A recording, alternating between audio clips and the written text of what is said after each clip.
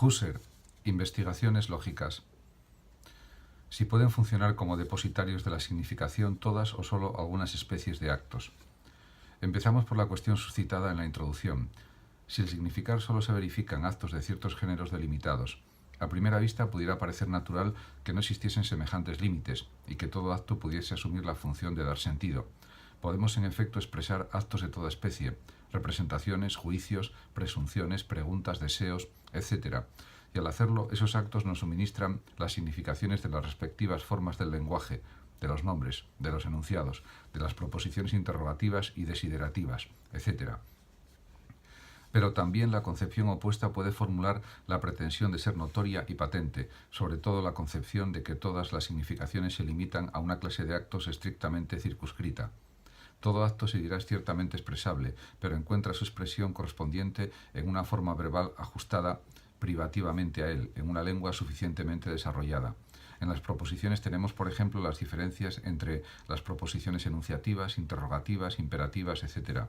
En las primeras tenemos, a su vez, la diferencia entre las proposiciones categóricas, hipotéticas, disyuntivas, etc.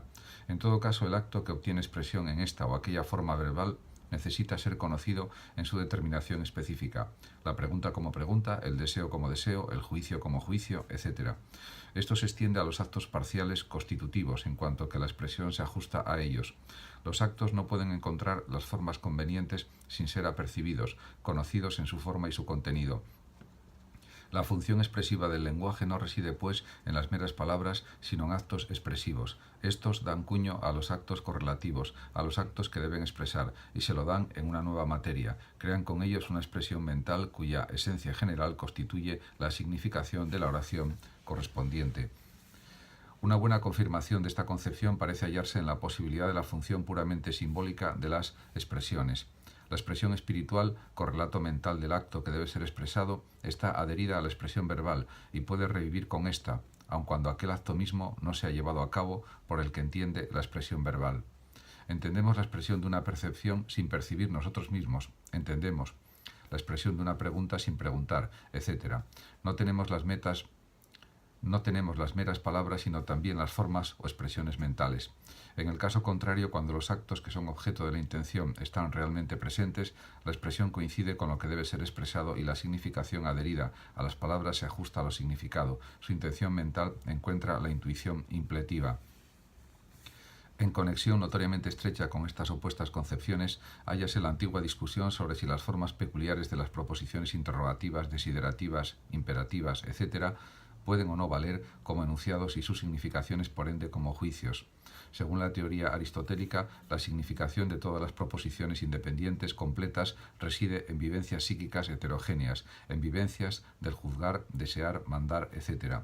En contra de esta teoría y según la otra, cada vez más difundida en los tiempos modernos, el significar se verifica exclusivamente en juicios o sus modificaciones representativas. En las proposiciones o en la proposición interrogativa sería expresada en cierto sentido una pregunta, pero solo porque la pregunta es aprehendida como pregunta, tomada en esta aprehensión mental como vivencia del que habla y juzgada por ende como vivencia suya, y así en todos los casos.